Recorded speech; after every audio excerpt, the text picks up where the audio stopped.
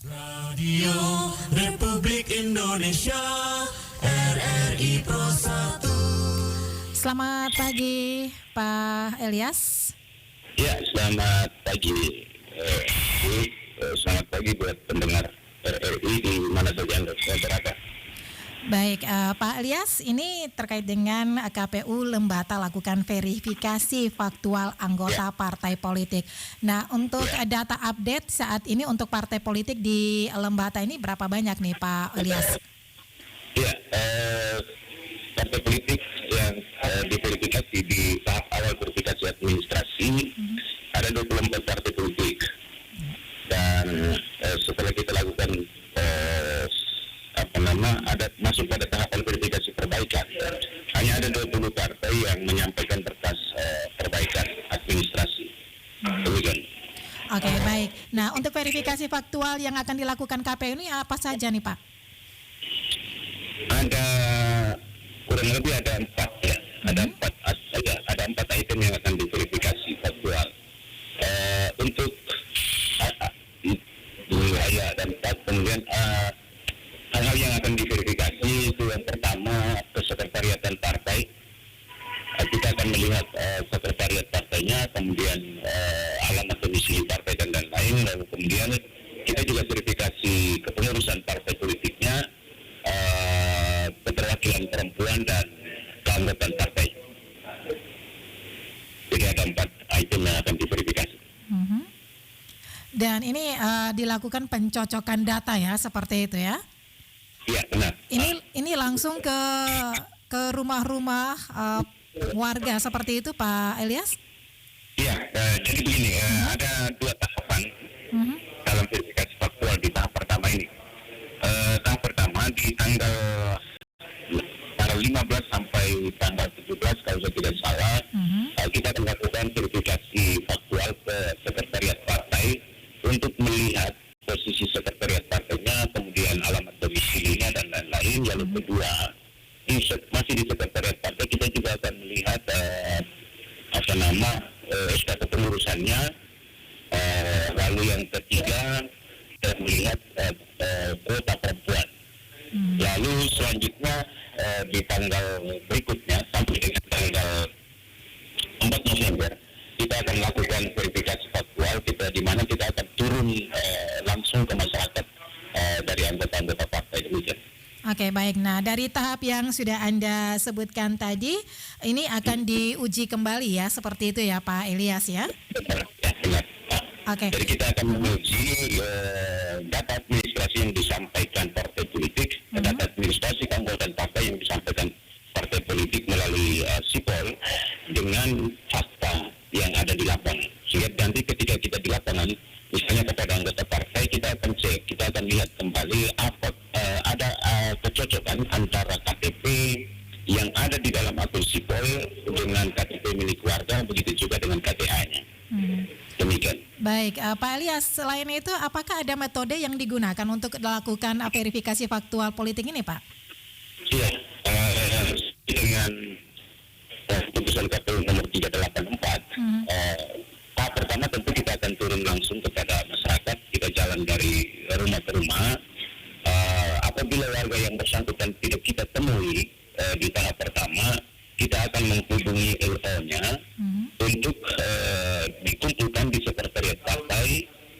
Kita akan sepakati dengan LO waktu kapan kita akan bertemu dengan para anggota partai yang tidak sempat kita temui di tahap pertama di sekretariat partai untuk kita lakukan verifikasi faktual. Apabila di verifikasi tahap kedua di tempat yang dikumpulkan, anggota partai yang bersangkutan tidak kita temui atau mungkin karena berhalangan tidak hadir lagi, maka melalui LO partai juga kita akan sampaikan masih ada satu metode terakhir, yakni melakukan video call. Panggilan video call. Oke, ini akan dilaksanakan pada tanggal 15 Oktober, ini tinggal beberapa hari lagi nih Pak ya? Ya, benar. Oke, nah persiapan sejauh ini seperti apa nih Pak? Sampai dengan saat ini kami sudah sangat siap kan. Untuk KPU Lembata kita sudah bagi 9 tim karena ada 9 kecamatan. Kemudian seluruh data sudah siap, tinggal kita action di lapangan. Demikian. Oke, nah bagaimana dengan masyarakat setempat yang berdomisili di luar daerah memiliki KTP dari Lembata seperti itu? Ini seperti apa nih penanganannya? Ya, terhadap masyarakat tertentu yang mungkin sedang berada di luar daerah atau alamat domisilinya ada di luar daerah yang tercatat sebagai anggota partai dan kebetulan namanya menjadi sampel untuk diverifikasi, maka tentu metode pertama tetap kita lakukan, kita datangi dulu rumahnya. Apabila tidak, maka langkah terakhirnya adalah video melalui panggilan video call. Demikian. Oke, baik Pak Elias, ini boleh tahu ini hal-hal apa saja yang bisa berpotensi terjadinya pelanggaran dalam hal verifikasi faktual ini, Pak? Oh ya, iya ini verifikasi faktual ini sangat rentan juga terhadap pelanggaran. Misalnya kita turun ke lapangan, lalu kita tidak temui anggota partainya, lalu misalnya pada saat yang bersamaan kita tidak membuat surat pernyataan yang ditandatangani oleh saksi misalnya. Saksi partai, saksi yang kebetulan ada di sekitar situ yang mengatakan bahwa itu KPU sudah sampai di rumah warga, tetapi warga yang bersangkutan tidak berada di tempat. Nah, itu salah satu bentuk pelanggaran administrasi sebenarnya. Lalu kedua,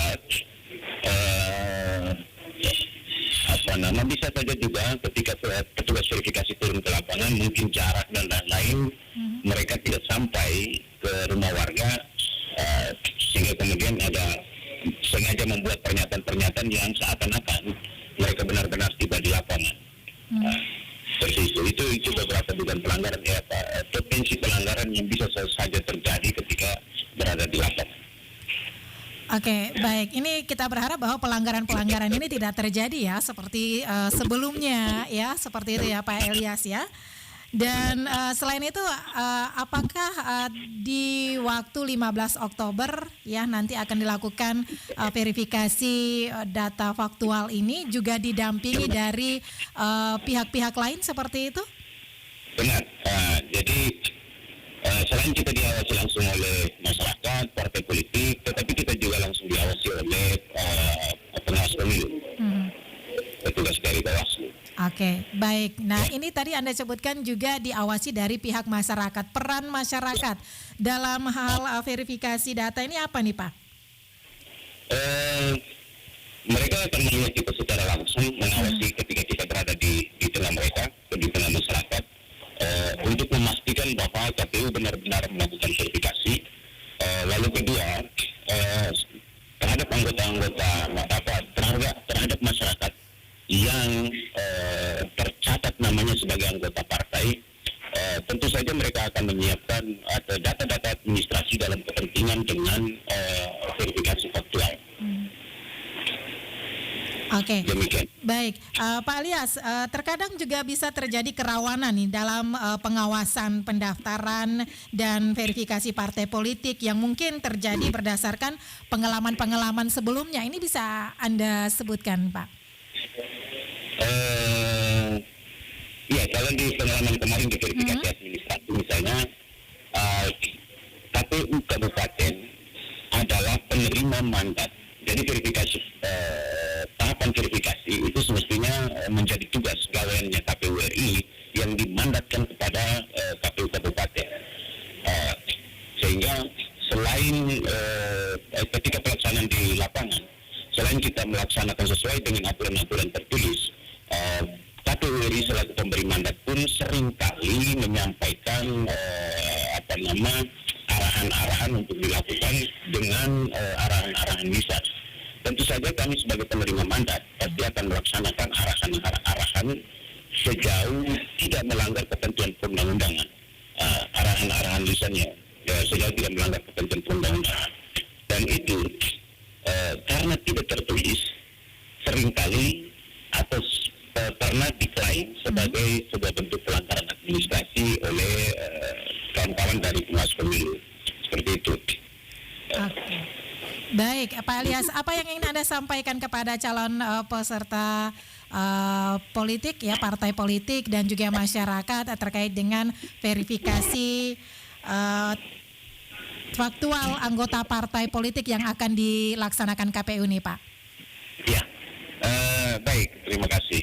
Kita KPU hanya mengimbau supaya warga masyarakat di tempat di mana kami akan melakukan verifikasi, jika benar-benar merasa pernah mendaftarkan dirinya sebagai anggota partai secara sadar, maka sudah pasti kita akan meminta masyarakat untuk menyiapkan data-data administrasi seperti KTP dan KTA.